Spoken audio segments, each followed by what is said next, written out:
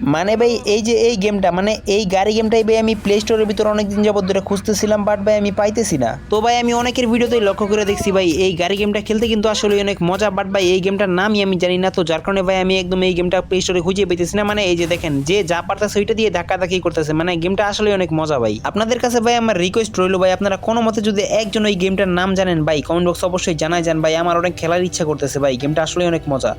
এই পুরা ম্যাচের ভিতরে ভাই আমি পুরা নিম্নে 9 থেকে 10টা কিল করছি, বাট ভাই পুরা ম্যাচে একদম ঠিক ছিল। পুরা ম্যাচের ভিতরে আমি ফ্রি ফায়ার গেমটা খেলছি, বাট গাড়ি না হঠাৎ করে দুর্নীতি করে ভাই আমার গাড়ি গেমের ভিতরে ঢুকাই দিছে।